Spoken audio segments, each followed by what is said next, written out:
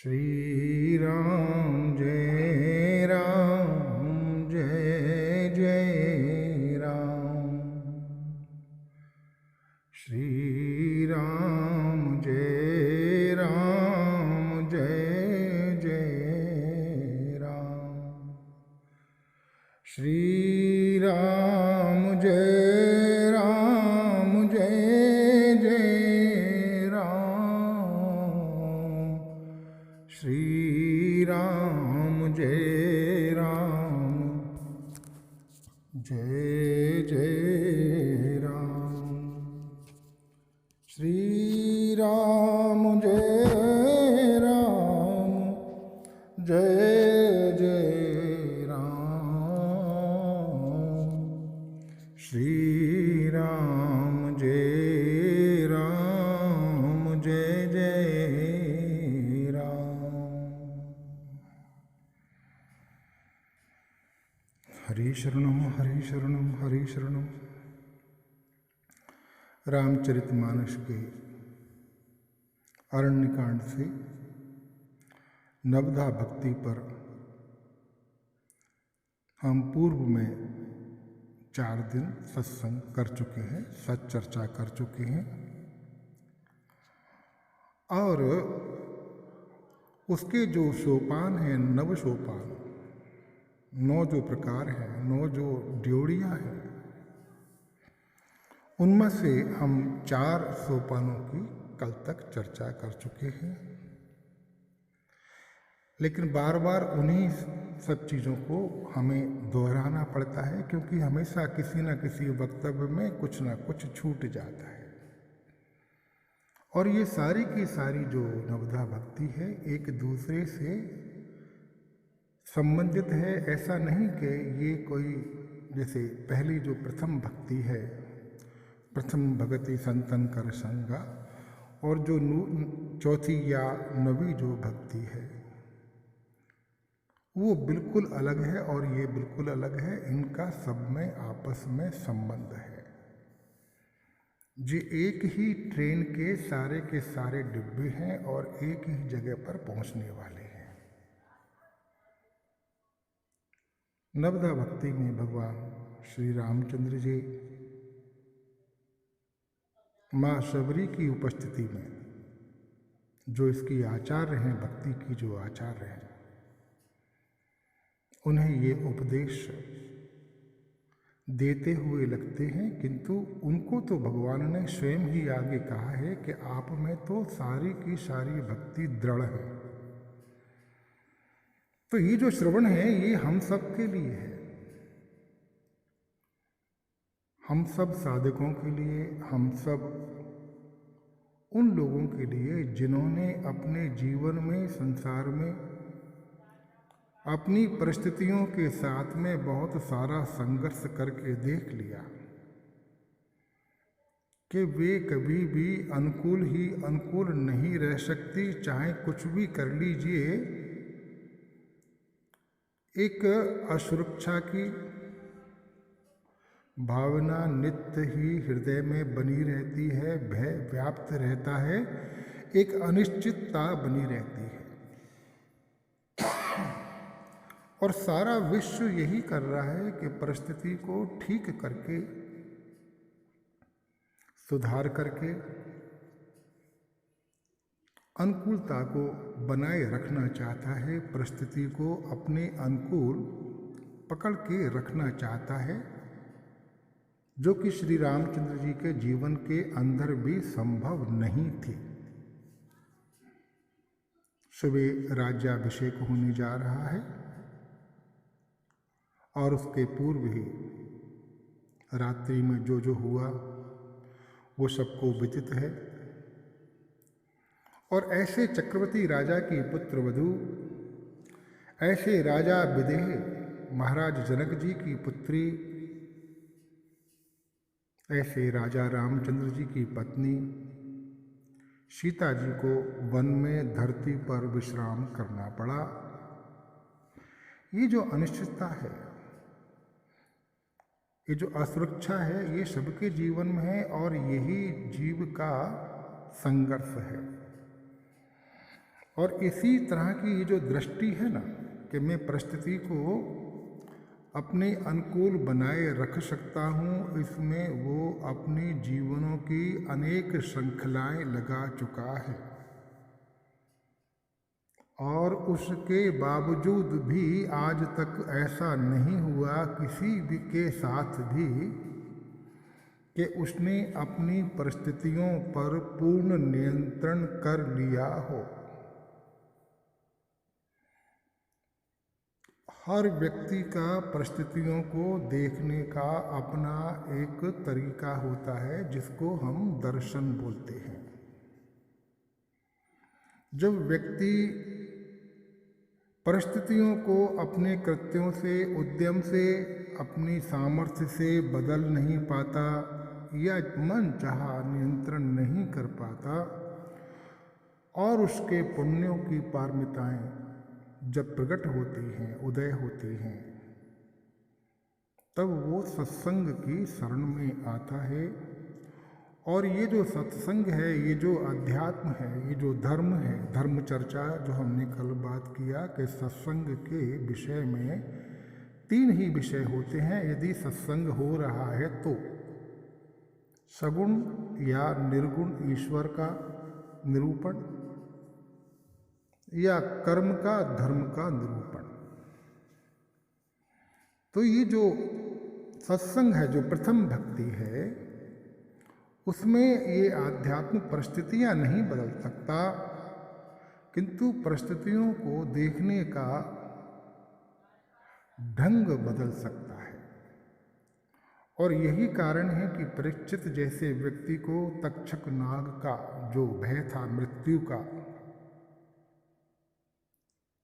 भागवत जी के श्रवण के बाद में तक्षक आया, दशा भी, मृत्यु भी हुई, लेकिन भय मुक्तता उन्हें प्राप्त हो चुकी थी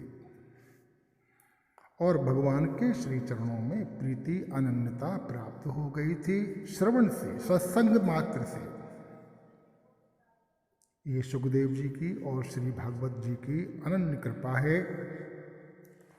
उस कृपा के कारण जो व्यक्ति में बेचैनी होती है, जो उसका परिस्थितियों के साथ में संग होता है,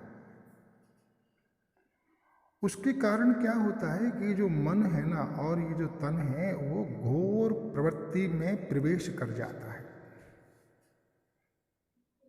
और प्रवृत्ति बगैर आसक्ति के हो नहीं सकती। होशपूर्ण प्रवृत्ति को तो फिर हम कर्मयोग ही कहते हैं। जो प्रवृत्ति भगवान के श्री चरणों में अर्पित होती है, जो चेष्टाएं भगवान के श्री चरणों में अर्पित होती हैं, फिर वो आसक्ति नहीं, कर्मयोग बनता है, भक्ति बनता है। किंतु जब तक ये उपलब्ध नहीं है,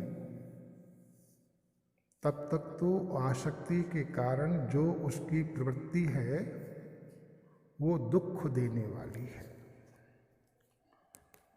तो मुख्य बात यह है कि हम सबके सब यहाँ पर जो सत्संग के माध्यम से हमें प्राप्त हुआ है, ऐसी स्थिति को प्राप्त करना चाहते हैं। और उस स्थिति के बारे में भगवद गीता जी हमें निर्देश करती हैं कि वो स्थिति क्या है। तो वो स्थिति है, शयने शयने ऊपर मेद बुद्ध्या धृति गृहीतया आत्मसंस्थं मनः कृत्वा न किंचिदपि चिंतयेत्। कि जो प्रवृत्ति होती है, तो मन का हमारे आत्मा के अंदर निवास ना रह करके पर में प्रवेश होता है। वो वस्तु हमारी होते हुए भी वो मन कहीं और चला जाता है। ये प्रवृत्ति की मुख्य बात है। और ये श्लोक कहता है कि जब मन का आत्मा के साथ में संयोग होता है और उसमें वो देर से देर तक, अधिक समय तक निवास करता है, स्थित रहता है, उसी को हम निवृत्ति कहते हैं।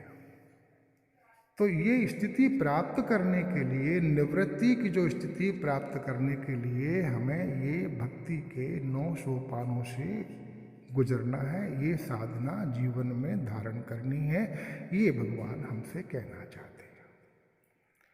और यदि हमने ये वर्ण किया है कि हमें परम निवृत्ति, सर्व कर्म संन्यास की इच्छा है, वो प्राप्त करना है, तो कैसे कैसे हम इस गंतव्य तक पहुँचेंगे कि परम निवृत्ति को प्राप्त करेंगे।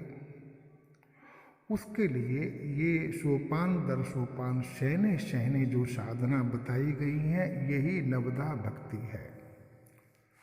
और यही इसी तरह की नवदा भक्ति श्रीमद् भागवत जी के भीतर भी हमें प्राप्त होती है।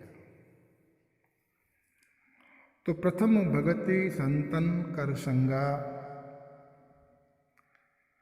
दूसरी रति मम कथा प्रसंगा, गुरुपद पंकज सेवा, तीसरी भगति यमान, चौथी भगति मम गुण गण करे कपट तज गान। कल चौथी जो भक्ति भगवान ने बताई है उस पर काफ़ी देर चर्चा हुई है। और जब ये जो श्रृंखला होती है थोड़ी सी आगे पीछे हो जाती है तो उसका जो प्रभाव है वो भी हम देखें। श्रीमद् भगवद गीता जी के जो प्रथम अध्याय है उसमें अर्जुन उस परिस्थिति को देखता है जो घोर परिस्थिति है, और वहाँ पर वो खड़े रह कर के अपना दर्शन व्यक्त करता है प्रवचन के रूप में भगवान के सम्मुख। धर्म के बारे में चर्चा कर रहा है, कर्म के बारे में चर्चा कर रहा है, जो उसने श्रवण किया है, सत्संग किया है, जो उनका रति था, वो सब के सब एक वक्तव्य के माध्यम से भगवान के सम्मुख वो आ रहा है। किंतु भगवान उनको रोकते नहीं हैं, टोकते नहीं हैं। वो सारा का सारा प्रवचन वहाँ होता है। किंतु ये जो प्रवचन है यदि शरणागति के बाद में होता तो बात कुछ और होती, किंतु भक्ति के सोपान में, जो नवदा भक्ति के सोपान में अभी उनकी गुरु प्रसक्ति नहीं हुई है, शरणागति नहीं हुई है, लेकिन ये जो प्रवचन है इसी प्रवचन को करते करते करते करते अपने सारा का सारा जो समग्र उनके भीतर ज्ञान है उसका संग्रह है, एक श्रृंखलाबद्ध वो पिरो करके भगवान के सामने वाचन करते जाते हैं, बोलते जाते हैं, बोलते जाते हैं, और उन्हें एकाएक उस सारे प्रवचन की निष्पत्ति में प्राप्त होता है कि मुझमें कार्पण्य दोष है। ये कार्पण्य दोष क्या है? मेरे भीतर इतनी सामर्थ्य नहीं है कि मुझे ये जो धर्म समूलता प्राप्त हुई है मैं इससे बाहर निकल सकूं। मुझ पर इतना ज्ञान अभी नहीं है, मेरा दर्शन में इतनी शुद्धता अभी नहीं है, तो मुझे कैसे निःश्रेयस की प्राप्ति होवे, कैसे होवे, ये जो प्रश्न है उसको लेकर के वो गुरु प्रसक्ति करते हैं, कहते हुए कि भगवान मैं आपका शिष्य हूँ, मेरे लिए क्या श्रेयकर है उसकी मुझे शिक्षा दीजिए। और जब ये प्रसक्ति हो जाती है वो अधिकारी हो गए, क्योंकि जिज्ञासा उनके हृदय के भीतर बलवती हुई है। उसमें कहीं ना कहीं से जो उन्होंने प्रवचन किया भगवान के सम्मुख और भगवान ने मुस्कुराते हुए उसका श्रवण किया, तभी उनको अपने जीवन में ये पता पड़ा कि मुझ में अभी सामर्थ्य की उतनी गम्यता नहीं है कि मैं स्वयं ही सब चीज़ों से नियंत्रण करता हुआ बाहर जा सकूं या निश्रेयस को प्राप्त कर सकूं। ये जो मुख्य बात है, इसको हम थोड़ा सा धारण करें और अपने जीवन में हम देखें तो लगता है कि अवश्य ही जो हमने श्रवण किया है उसको समय समय पर आपस में एक दूसरे के साथ में साझा करने से हमें उन चीज़ों का पता पड़ता है जो हमारे भीतर नहीं है। वैसे तो वो क्या है कि कई सारी चीज़ें हमने सुनी हैं, क्योंकि कल ये बात हुई थी कि जो सत्संगों में जो ज्ञान होता है वो आपातत होता है, गिरा हुआ ज्ञान होता है, जिसे पानी गिरता है वो बहुत देर तक टिकता नहीं है। यदि टिक जाता तो शायद ये गुरु प्रसिद्धि की आवश्यकता नहीं होती, विधिवत भक्ति का अध्ययन, शास्त्र का, अध्यात्म का अध्ययन करने की आवश्यकता नहीं होती। वो इतना करती है जो सत्संग सुना है कि ये समझ में आ जाता है कि संसार में और जिस तरह से मैं प्रयत्न कर रहा हूँ, प्रवृत्ति कर रहा हूँ, इससे जो मैं चाहता हूँ वो तो पॉसिबल नहीं है। कैसे मिलेगा ये सुख, कैसे मिलेगा वो आनंद, वो मुझे पता नहीं है। तो फिर वो अपनी दृष्टि को बदलना चाहता है, प्रवृत्ति के दृष्टिकोण को बदलना चाहता है, और ये सत्संग में आता है और वहाँ पर वो जिज्ञासा को प्राप्त करता है, भगवान के श्री चरणों में भाव को, प्रीति को प्राप्त करता है, गुरु प्रशक्ति करता है, और फिर गायन करता हुआ वो आगे चलता है। ये जो सारी क्रिया हैं, सत्संग हुआ, श्रवण हुआ, रति भगवान के भीतर, उनके गुण में, उनके धाम में, उनकी लीला में, उनके स्वरूप में, उसका प्रेम हुआ, उसमें रति हुआ। अब वो प्रयत्न पूर्वक नहीं, सहज ही रम्यता के साथ में वो सारा का सारा होने लगा। ये दूसरी श्रेणी में आ गया। उसके साथ में श्रवण तो है ही है, साथ में प्रीति भी आ गई। और तीसरी भक्ति के बारे में बात हुई थी कि गुरुपद पंकज सेवा, तीसरी भक्ति अमान, वो अमानता को भी प्राप्त करने लगा और गुरु प्रशक्ति हो गई। और चौथी भक्ति मम गुण गण करई कपट तजगा। ये जो चार चीजें हुई है ना, इसमें भी जो प्रवृत्ति है उससे उसको निवृत्ति मिलने लगी, लेकिन पूर्ण निवृत्ति अभी नहीं मिल रही है। हाँ, लेकिन अब उसका जो मन है वो ज़्यादा देर उसके पास रहने लगा, टिकने लगा, क्योंकि जहाँ मन को आनंद नहीं मिलता, सुख नहीं मिलता, ऐसी स्थिति में हमारी वृत्तियों के साथ मन, क्योंकि हमारा अनेक अनेक चीज़ों में आश्रय बुद्धि है, इसलिए मन वहाँ पर जाकर के भी देखता है कि वहाँ पर मुझे कोई सुख या आनंद मिल रहा है क्या। किंतु जो जो हमने चिन्हित जगह रखी हैं अपने आश्रयों की, वहाँ पर वो जब नहीं प्राप्त करता है तो वहाँ से लौट करके फिर हमारे ही पास आता है। किंतु ये चार अवस्थाएं प्राप्त करते करते हमें इतना समझ में आने लगा कि ये जो मन है अब हमारे पास में श्रवण करते समय अधिक देर तक हमारे पास रहता है। हमारा ही वस्तु जो अभी संसार की हो रखी थी, हमारा उस पर कोई नियंत्रण नहीं था। हम ही उसको कहीं फेंक देते थे या कोई भी उसको उठा के ले जाता था बलात्। और ये सत्संग श्रवण के बाद में, ये रति के बाद में, विधिवत अध्यात्म का चिंतन श्रवण के बाद में, ये जो निवृत्ति है कि मन अब टिकने लगा, यही तो निवृत्ति है। अब इसमें देखें कि जो कर्म साधन की कल बात आई थी कि तीन तरह की चर्चा होती है, भगवान की, निर्गुण ब्रह्म की और कर्म की, कर्म यानी कि धर्म की, विधि निषेध पूर्ण कर्म की। उसके बारे में भी थोड़ी सी चर्चा करना अति आवश्यक है। उस पर थोड़ा सा, क्योंकि अभी मुझे टोक दिया ना, तो मेरा बार बार उसमें ध्यान जा रहा है कि मैं कहीं बाहर ना निकल जाऊं, पाले से बाहर ना निकल जाऊं। बड़ी मुश्किल से अपने आप को संभाल करके आपके सम्मुख दो शब्द निकालने की हिम्मत करता हूँ, किंतु थोड़े से भी उसमें होने से फिर वो हिल जाता हूँ। खैर, फिर भी मैं कोशिश करता हूँ। क्या बात कह रहा था कि वो जो मन है, थोड़ा सा स्मरण कराइए मैं क्या बात कह रहा था। कोई एक जना अपना, यदि बाय द वे सभी लोग वहाँ पर हों तो मुझे बताएं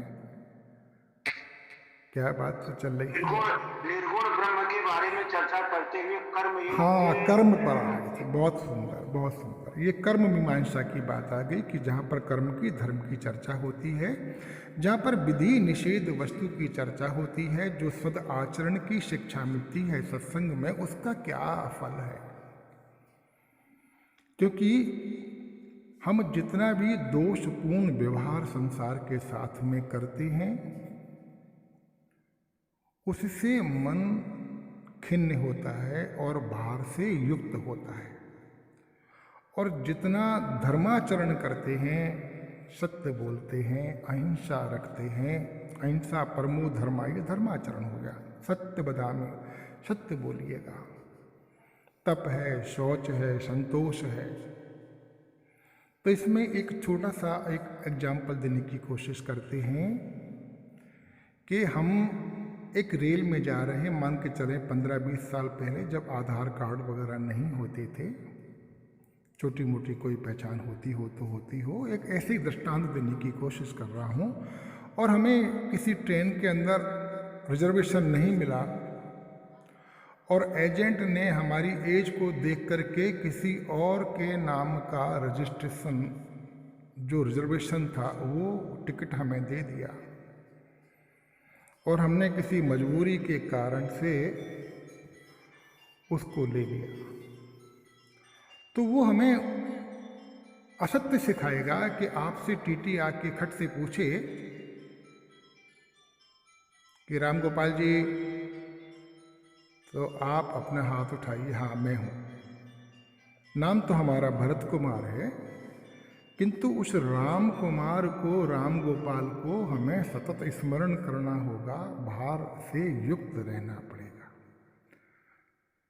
और यदि जो और लोग हैं जिनके अपने टिकट हैं, वो तो कुछ भी याद नहीं रखते, आराम से बैठे हैं, लेट रहे हैं, सो रहे हैं, टीटी ने जगाया, हेलो वर्मा जी, हाँ मैं हूँ साहब, ये टिकट लीजिए। देख लिया, उसने चेक किया और उसने सोते सोते में जेब में रख लिया। ये जो निश्चिंतता प्राप्त हो रही है, उस सत्य के कारण प्राप्त हो रही है। तो जब हम व्यवहार करते हैं असत्य का, व्यवहार तो कई बार 5 मिनट का, 10 मिनट का, 15 मिनट का होता है। उसके बाद में जिससे हम वो व्यवहार कर रहे हैं वो इधर और हम इधर, किंतु उसका जो व्यवहार का भार है वो हमारे साथ रह जाता है। और सत्य की बात कहें तो हम भार नहीं रहता। तो जब भार नहीं रहता तो उतने काल के लिए हम प्रवृत्ति की जगह निवृत्ति में रहते हैं। किंतु जब असत आचरण करते हैं, जो धर्माचरण है उससे विपरीत करते हैं, हिंसा करते हैं, झूठ बोलते हैं, भोगों में लिप्त होते हैं, संतोष नहीं करते, अपरिग्रह नहीं करते, संग्रह करते हैं, तो ये मन को उन सब जगह पर जाना होता है। और मन का सब जगह जाने का अर्थ है कि वो हमारे पास नहीं रहता। मन न भये 10-20। तो मन का हमारे पास पूर्णतया नहीं रहना, पर में रहना, ये प्रवृत्ति है। और हमारे पास ही रहना, आत्मसंस्तम मन कृत्वा, ये निवृत्ति है। और ये जो नवता भक्ति है, ये हमें उस परम कल्याणकारी निवृत्ति की ओर धीरे धीरे धीरे धीरे लेकर के चल रही है। और अब ये जो चौथी जो साधना है, चौथी भगति मम गुणगन करे कपट तज गान, उसमें जो हम प्रवचन करते हैं उसमें भी बहुत सारे विचारों का, थॉट्स का होने के कारण मन थोड़ा सा प्रवृत्त रहता है, निवृत्ति को बहुत ठीक से अनुभव नहीं करता, किंतु उसकी पात्रता अब बनती जा रही है ठीक से। तो जाकर के पांचवी भक्ति का भगवान निरूपण करते हैं, उसका थोड़ा सा गायन करते हैं और फिर आगे चलेंगे। मंत्र जाप मम दृढ़ विश्वासा, पंचम भजन सो वेद प्रकाशा, छठ दाम शील विरत बहु करवा, निरत निरंतर सज्जन धर्म। मंत्र जाप में आता है, ये उसकी पांचवी साधना का सोपान है। इसके भीतर भी क्रिया है कि आपको जप करना है, मंत्र का जप करना है। मंत्र के जप में भगवान एक और बात कह रहे हैं कि मेरा दृढ़ विश्वास भी धारण करें। क्यों कह रहे हैं कि जो मंत्र की साधना में लगता है उसको अब थोड़ा सा एकांत चाहिए। जो उसकी जिन वस्तुओं में, जिन व्यक्तियों में बहुत प्रवृत्ति थी, उनसे उसको थोड़ी सी दूरी चाहिए। हो सकता है कि इस स्थिति के भीतर वो कहीं जाना चाहता हो, कहीं एकांत में रहना चाहता हो, तो संसार उसके हाथ से छूटने लगता है, आश्रय छूटने लगते हैं। और ये नियम है कि जिनको आप छोड़ते हैं वे भी आपको छोड़ देते हैं। तो ये क्योंकि अभी हमारे पास में विश्वास यदि नहीं है परमात्मा का या प्रारब्ध का, तो एकांत में रहना थोड़ा सा मुश्किल होगा। और ऐसी स्थिति के भीतर हम एकांत में जाकर के साधन नहीं कर पाएंगे। किंतु इतना सारा जो क्रम है, सत्संग है, रति है, गुरु प्रशक्ति है, गायन है, ये सब करते करते हम अधिकारी हो गए हैं। किस तरह के? थोड़े से चिंतन मनन श्रवण निधिध्यासन करने के। तो उसके लिए जो दूसरा छठे अध्याय का एक श्लोक भगवत गीता का आता है, आरुरुक्षो मुनिर्योगी, क्या है वो आप इसको देख लीजिएगा, श्लोक मुझे याद नहीं है। जो आरुरुक्ष है, जो योग में आरूढ़ होने का अभी इच्छुक है, हुआ नहीं है, मतलब भगवान का योग क्षेम करने में, भगवान के साथ में पूर्ण अभी वो युक्त नहीं हुआ है, योगारूढ़ नहीं हुआ है, अभी वो आरुरुक्ष है, होना चाहता है। जैसे हमें पता है कि पहले ब्रह्मचर्य आश्रम, उसके बाद गृहस्थाश्रम, और तीसरा फिर वानप्रस्थ, और चौथा संन्यास। लेकिन जो लोग ब्रह्मचर्य आश्रम से गृहस्थ आश्रम में जाना नहीं चाहते हैं, उनके लिए कोई बाध्यता नहीं है कि वे गृहस्थ आश्रम में जाएं। तो वो सिर्फ गृहस्थ आश्रम का ही त्याग नहीं कर रहे हैं, वो वानप्रस्थ आश्रम का भी त्याग कर रहे हैं और सीधे ब्रह्मचर्य से संन्यास में जाने की व्यवस्था है। लेकिन हमारे अनेक जन्मों की जीवन यात्रा में यदि वो स्थिति नहीं आई है और भोगों के संस्कार बहुत ज़्यादा प्रबल हैं, तो हमारा सनातन धर्म गृहस्थ धर्म में जाने की मंगल अनुमति प्रदान करता है, किंतु समय के लिए, इतने समय के लिए। और उसमें हम उसी दृष्टिकोण के साथ में यदि सत्संग नहीं मिला है तो भोग वृत्ति के साथ में उतरते हैं, किंतु शास्त्र सम्मत ग्रस्त धर्म नहीं होने के कारण उस ग्रस्त धर्म में या आश्रम में हम लोग दुख पाते हैं। और जब वही सत्संग श्रवण के बाद में ग्रस्त में हम वर्ताव करते हैं, वर्तन करते हैं, शास्त्रों के अध्ययन के साथ में, सत्संग के साथ में, तो उसकी निष्पत्ति अवश्य ही वानप्रस्थ में सहजता से उपलब्ध हो जाती है। और वानप्रस्थ के भीतर हम कुछ और नहीं करते हैं, जो हमने ग्रस्त धर्म के अंदर अपने आप को बहुत ज़्यादा वाइब्रेट किया था, उन स्पंदनों को शैने शैने शैने शैने अपनी साधना पद्धतियों से शांत करते हैं।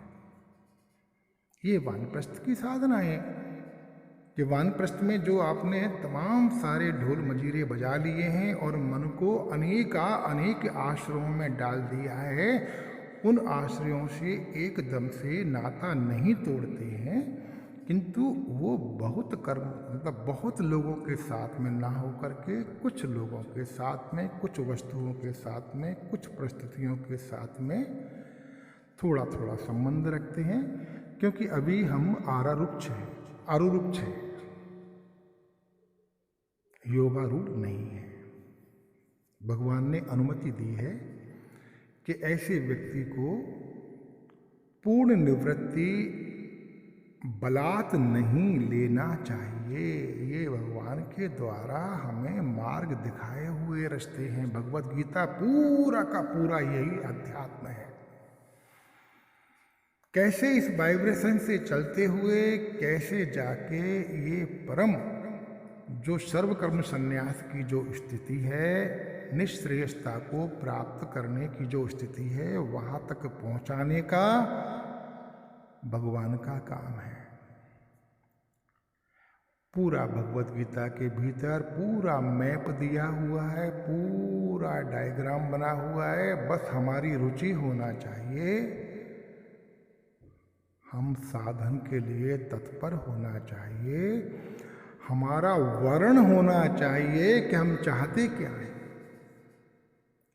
यदि हमारा वर्ण निःश्रेयसता को प्राप्त करने का नहीं है, परिस्थितियों को अनुकूल करने का है,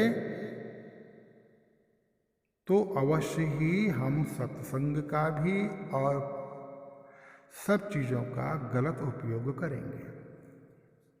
यहाँ तक कि जो चौथी भक्ति भगवान ने बताई है, उसका जो गायन करेंगे, प्रवचन करेंगे, वो भी इस निवृत्ति को प्राप्त करने के लिए नहीं, बल्कि वित्त को, यश को, मान सम्मान को प्राप्त करने के लिए होगा। जैसे हमने सुना हुआ है कि बहुत लोग खांसी की जो दवाइयाँ आती हैं एलोपैथी की, उनको पीने से यदि खांसी है तो उसमें बहुत आराम मिलता है, किंतु लोगों को पता पड़ा कि इन खांसी की दवाओं को पीने से मूर्छा भी आती है, नशा भी आता है। तो वो नशे के सुख के लिए उन औषधियों का निरंतर उपयोग करते हैं। ऐसे अनेक सारे दृष्टांत आप अपने जीवन में देख सकते हैं, हम अपने जीवन में देख सकते हैं। तो जो मुख्य वर्ण है कि मुझे परम निवृत्ति प्राप्त करनी है, और वो भी बलात् नहीं, सहजता से, जैसे कि फल पेड़ के ऊपर लगता है और धीरे धीरे धीरे धीरे बड़ा होता है, बड़ा होकर के पकता है, और फिर उसको हम छूते हैं या तोड़ने चाहते हैं, तो ना तो फल को तकलीफ होती है, ना ही वृक्ष को तकलीफ होती है। ऐसी जो स्थिति चाहते हैं वो भगवद गीता से मिलती है, और वही यहाँ पर श्रीमद् ये अपना रामचरितमानस के प्राप्त होती है। वो की वही वस्तु श्रीमद् भागवत जी से प्राप्त होती है। वर्ण तो वही है कि हमें निःश्रेयस की प्राप्ति करना है, अपने भगवान का जो प्रति हमारा संबंध है उसका स्मरण हमारा सतत बना रहे, प्रबोध बना रहे, प्रेम का, प्रीति का, भक्ति का प्रवाह निरंतर बढ़ता रहे। और इसमें विपरीत चाहे कितनी भी स्थितियां परिस्थितियां आए, मेरा निधिध्यासन, मेरी निष्ठा मुख्य बनी रहे। वो निष्ठा को परिपूर्ण करने के लिए ये साधन के 9 सोपान हम देखते हैं। तो 5वां आया कि जब हम भगवान में पूर्ण विश्वास करें। पूर्ण विश्वास नहीं करेंगे तो जो हमने एकांत लिया है इस मंत्र जाप के साधन के लिए, वो सद नहीं पाएगा और उस एकांत का दुरुपयोग होगा।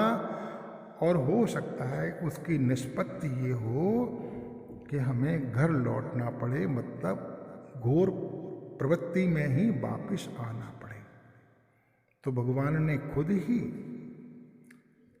ऐसे आरुरुक्ष मुनि के लिए निवृत्ति का उपदेश ना करके सहज और सतर्क होकर के कर्मयोग का साधन बताया है। तो विश्वास की अति आवश्यकता है। ये विश्वास हो सकता है कि हमने जीवन में सत्संग नहीं किया हो, भगवान के लीला कथा गुणों का श्रवण नहीं किया हो, गुरु प्रसन्नति नहीं हो, फिर भी हम मंत्र जपते हों, ये कोई गलत बात नहीं है। किंतु यदि हमने इतना सब किया हुआ है और उसके बाद में हमें इतना पता पड़ जाता है कि मंत्र जाप में विविधता नहीं होने के कारण एक विशेष वस्तु मंत्र का आराधन होता है, इसलिए प्रवृत्ति से निवृत्ति का मार्ग ज़्यादा सघन हो जाता है, प्रशस्त हो जाता है। इसलिए वो नाम या मंत्र का या भजन का साधन अपने जीवन में लेता है। तो नाम के बारे में, नाम जप के बारे में भी थोड़ी सी बात करना चाहिए कि जो नाम है एक शब्द है। ये नाम का उच्चारण जिह्वा से होता है, रचना से होता है। किंतु यदि नाम ही हम बार बार उच्चारण करते हैं तो ये सिर्फ जाप है। लेकिन भगवान ने यहाँ पर दूसरी अर्धाली में बोलते हैं, पंचम भजन सो वेद प्रकाशा। भजन को यहाँ पर सुमरण से भी लेना चाहिए, जिसका वेदों ने, शास्त्रों ने बखान किया है। वो भजन, वो सुमरण, वो सुरति से लेना चाहिए।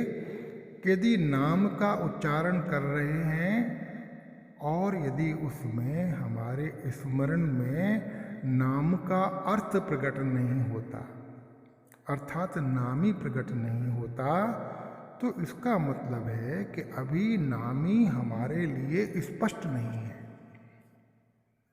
जैसे मैंने कहा, आप सब लोगों ने, यदि जैसे श्री प्रमोद भाई साहब से बोलूं कि मैं यादव साहब से मिला था, तो मैंने सिर्फ यादव साहब का नाम लिया है, किंतु यादव साहब की पूरी छवि प्रमोद भाई साहब के अंतःकरण में उजागर हो गई, आ गई, स्पष्ट हो गई। लेकिन मैं उनसे बोलूं कि छोले राम जी से मिला था, तो ये मैंने शब्द का तो उच्चारण कर दिया, लेकिन इससे कोई भी मिलती हुई प्रतिमा उनके हृदय के भीतर उत्पन्न नहीं हुई, तो नाम ही स्पष्ट नहीं हुआ। नाम तो वो भी ले सकते हैं कि हाँ छोले राम जी, लेकिन मैं जानता नहीं। तो ये नामी को स्पष्ट करने के लिए ये हमारी चारों साधनाएं हैं। निरंतर आगे की साधनाओं में जाते जाते ऐसा नहीं होगा कि हम पीछे की साधनाओं को भूल जाएंगे या उनको हम छोड़ सकते हैं ना। वे सब की सब इसी जो उत्तरोत्तर जो हम क्रम बढ़ रहा है शैने शैने, उसमें ये सारी साधनाएं समाहित होंगी और उनका फल भी उनमें निहित होगा। यदि ईमानदारी के साथ में हम साधना में उतरे हैं, प्रवचन करते हैं साधना के लिए, हमारे वर्ण के लिए, जो वर्ण की सिद्धि के लिए, वर्ण कौन सा?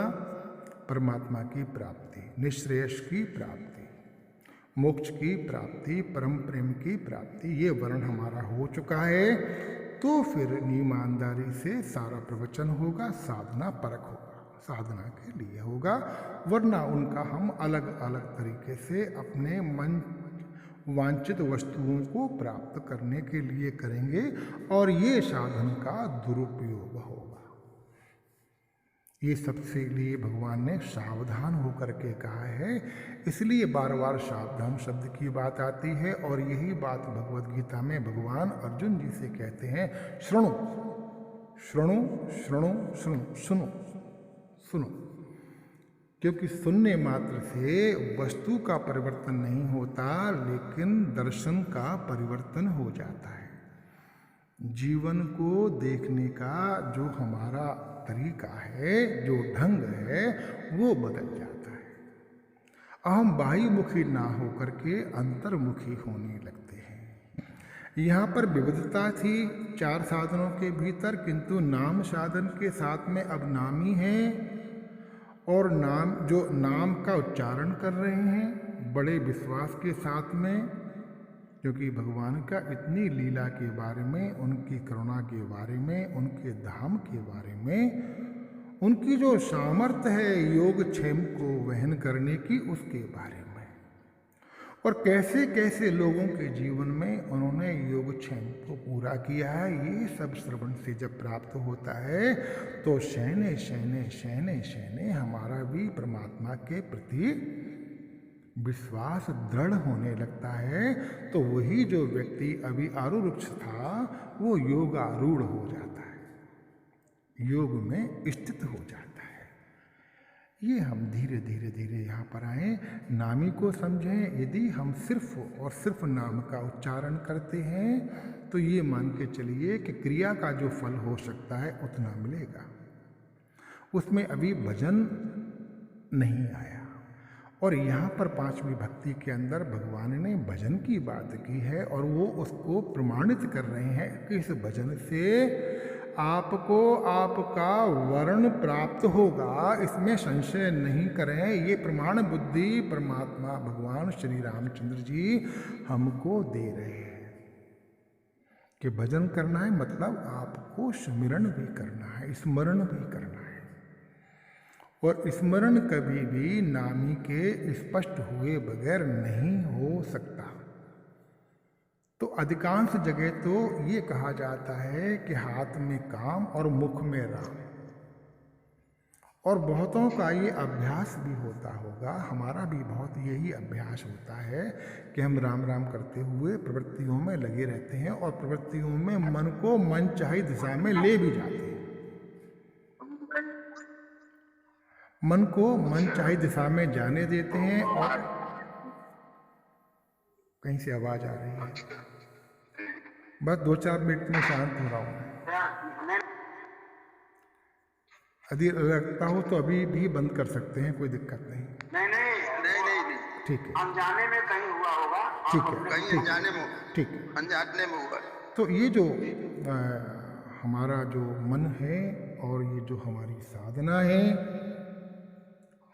क्योंकि एक ऐसी वस्तु भगवान दे रहे हैं, ऐसी चाबी भगवान दे रहे हैं जो अनंत जन्मों में अभी तक हमें शायद प्राप्त नहीं हुई, और यदि प्राप्त हुई भी होगी तो उसको हम ताले को खोल नहीं पाए।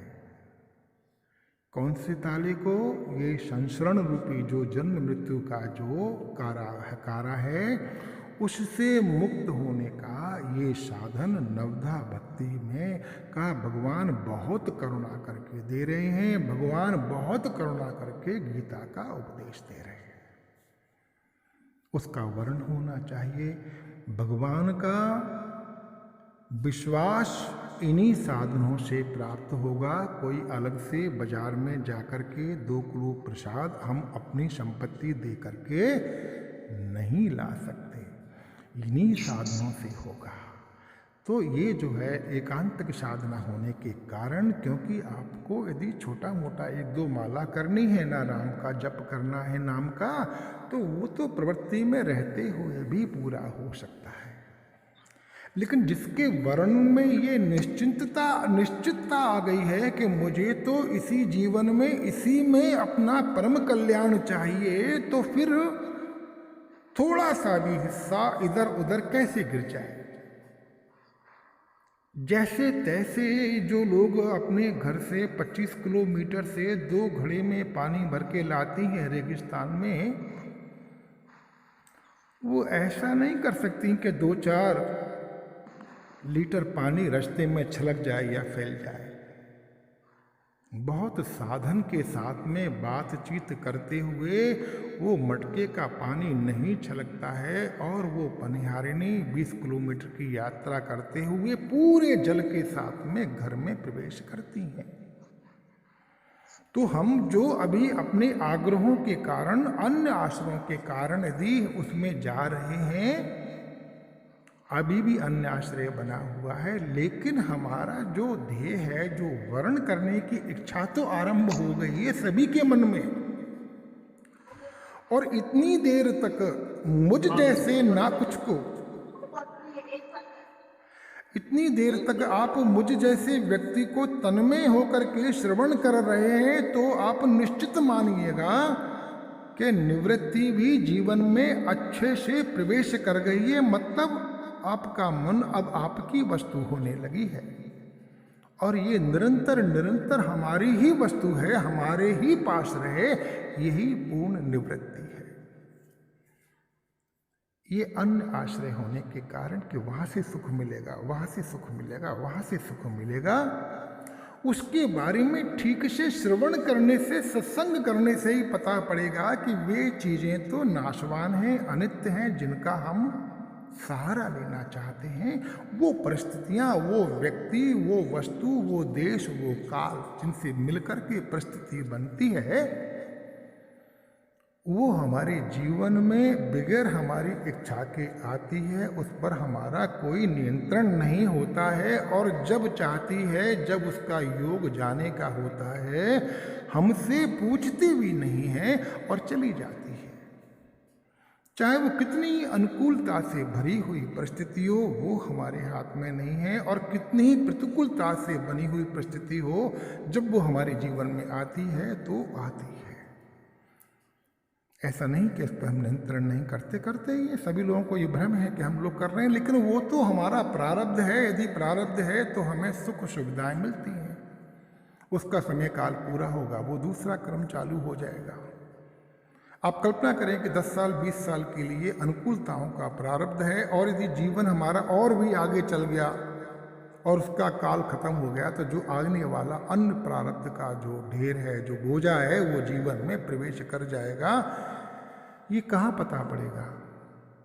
ये श्रवण से पता पड़ेगा, गुरु प्रशक्ति से पता पड़ेगा, सत्संग से पता पड़ेगा, और फिर धीरे धीरे जो ये नाम का आराधन है, मंत्र का आराधन है, इस स्थिति में जब व्यक्ति आएगा, जिसको हम लोग भगवान कहते हैं कि 5वां सोपान है, तो उसकी निवृत्ति की मात्रा बढ़ती जाएगी, उसका मन उसकी आत्मा के साथ में युक्त होने लगेगा, मतलब आत्मा में रमण करने लगेगा। ये जो रमणीयता है ना, ये रमणीयता कुछ और नहीं होती है। हमारा मन हमारे ही भीतर आनंद को प्राप्त कर सकता है, और ये सिर्फ और सिर्फ भगवत चर्चा से ही मिल सकता है। रामचरितमानस में भगवान का वनवास होने जा रहा है, माता कैकेयी बहुत कोप भवन में है, मंत्रा कुचग्र रच रही है, देवता विपरीत साधन कर रहे हैं, सरस्वती मैया से भी जाने कैसा कैसा काम करा रहे हैं। ऐसा घोर कर्म होते हुए भी जब हम उसका पाठ और गायन करते हैं, हम निवृत्ति में होते हैं, हम दुख को और संशय को और टेंशन को प्राप्त नहीं करते। और वही परिस्थिति यदि किसी रिश्तेदार के घर में हो रही हो, परिवार में बिटिया के घर में होने जा रही हो कि कोई उनके घर में ऐसा ऐसा कर रहा है, कुछ तांडव कर रहा है, इसको हम सुनते भी हैं तो हम घोर प्रवृत्ति में चले जाते हैं। मन हमारे पास नहीं रहता, मन वहाँ चला जाता है। सामर्थ्य कुछ नहीं है कि बिटिया के जाकर के उसके सब कुछ हम ठीक कर देंगे, किंतु कथा वो भी थी, कहानी वो भी है, और कहानी यहाँ पर रामचरितमानस की भी है, लेकिन जो उसका पूर्ण प्रताप है वो देखिएगा। सीता जी का हरण हो रहा है, सीता जी विलाप कर रही हैं और आप निवृत्ति में रहते हैं। आश्रुपात हो सकते हैं, आप फूट फूट के रो सकते हैं, लेकिन प्रवृत्ति में नहीं होती। हमारा मन हमारी आत्मा में ही स्थित रहता है, वो उसमें रमण करने लगा। ये जब होश आता है, ये जब पता पड़ता है कि मेरा जो मन है ये भोगों के बगैर, वस्तुओं के बगैर, विषयों के बगैर आनंद को प्राप्त कर रहा है। भोग तो यहाँ कुछ भी नहीं है, कोई मिठाई नहीं है, कोई वस्तु नहीं है, कोई व्यक्ति नहीं है, मेरा कुछ भी ऐसा उद्यम भी नहीं है। ये तो बस मैं श्रवण कर रहा हूं और पाठ कर रहा हूं और मुझे आनंद मिल रहा है। इसके बाद भी हम वर्ण नहीं कर पाए, हम स्थिति को नहीं समझ पाए कि कृपा होने लगी, साधन अपना प्रभाव हमारे जीवन में देने लगा, तो फिर इस एकांत को हम धीरे धीरे बढ़ाएंगे, जल्दबाजी नहीं करेंगे। क्योंकि ये जो रिश्ते हैं ना, नाते हैं ना, भाई है ना, बंधु है ना, पत्नी है ना, बेटा है ना, संपत्ति है, धन है, यश है, ये तो शरीर यात्रा के साथ के हैं, जीवन यात्रा में भी नहीं जाएंगे। ये तो शरीर खत्म हुआ और ये सब बातें प्रपंच और सबका आश्रय खत्म हो जाएगा। और जब ये पता पड़ जाता है श्रवण मनन से कि मृत्यु के बाद भी मेरी स्थिति रहेगी, तो हम इतने तो होशियार कहना चाहिए मुझे, जब हम अपने जीवन में इतना संग्रह करके रखते हैं भविष्य के लिए, एफडीआई बना के रखते हैं, मकान प्लॉट लेके रखते हैं, लोगों के साथ संबंध बना के रखते हैं, आश्रय बना के रखते हैं भविष्य के लिए। एक आदमी अभी अपमान कर रहा है, फिर भी हमें लगता है कि ये व्यक्ति फला फला जगह का दरोगा है, कभी काम आएगा, तो भी उससे हम संबंध बनाए रखते हैं। और जब पता पड़ जाए कि ये शरीर छूटने के बाद भी जीवन की यात्रा बंद नहीं होगी, मैं रहूंगा और अपनी इंद्रियों के सूक्ष्म साधन के साथ रहूंगा, सूक्ष्म मन के साथ रहने वाला हूं, तो अवश्य ही हम उसके लिए, उसके मंगल के लिए, उसकी सुख यात्रा के लिए कुछ साधन करेंगे। तो उसके लिए यहाँ पर जो प्रपंच है, जो मनमुखी लोग हैं ना, उन्होंने कह दिया कि थोड़ा दान करो, थोड़ा सा कोई पाठ बिठा दो, किसी पंडित जी को बिठाल करके जाप करा दो। आप कहाँ इसमें इन्वेस्ट कर रहे हो अपने आप को कि आप जाप करने बैठोगे 4 घंटे के लिए, मंत्र जाप करोगे? अरे भैया, इतनी देर में आप 4 मीटिंग करोगे, 2 लाख रुपए कमाओगे। पंडित जी तो बेचारा दरिद्र ब्राह्मण होता है, हर पुराण की कथा में यही आता है कि एक दरिद्र ब्राह्मण था, उसको बुला लो और उससे भाता करना, वो वैसे मुंह फाड़ेगा, 1 लाख मंत्र के 5,000 भी मांग सकता है, लेकिन तुम उससे बात करते हुए 2,000 में निश्चित कर दो। और ये सब तुम्हारी इन परिस्थितियों को भी ठीक करेगी और आगे के लिए भी ठीक करेगी। तो अभी हम संसार को ही ठीक करने जा रहे हैं, इन सारे पवित्र चीजों के माध्यम से भी, दान से भी, तप से भी, तीर्थ यात्रा से भी, और इस मंत्र के जाप से भी, जो दूसरे से करा रहे हैं या हम कर रहे हैं उसमें, क्योंकि वर्ण संसार का है, परिस्थिति का है, तो उसका फल नाशवान है। तो ऐसा कर्म जो नाशवान होने जा रहा है, उसको व्यय करना अपव्यय है, वो अवसर का अपव्यय है। ये बात समझ में जब आ जाए तो अवश्य ही जो एकांत साधन होगा ना, ये आरोग्यता भी प्राप्त होगी और योग रूढ़ होने की भी स्थिति जीवन में आएगी। और अवश्य ही परमात्मा की कृपा से, भगवान की अतिशय कृपा से हम निःश्रेष की प्राप्ति करेंगे और इस संसरण से मुक्त होंगे। ये नवधा भक्ति की निष्पत्ति अवश्य और अवश्य और अवश्य हमारे जीवन में आने वाली है। ये माँ भगवती हमें देने वाली है। हरि शरणम हरि शरणम हरि शरणम हरि शरणम हरि शरणम हरि शरणम हरि शरणम हरि शरणम। सबको फिर बार बार नमन, बार बार प्रणाम। मेरी भूलों को, त्रुटियों को प्रभु आप सब लोगों से करबद्ध प्रार्थना है कि क्षमा करें। आप सबकी दिव्य दृष्टियों से मुझे प्रकाशित करें। जय श्री राम, जय श्री राम।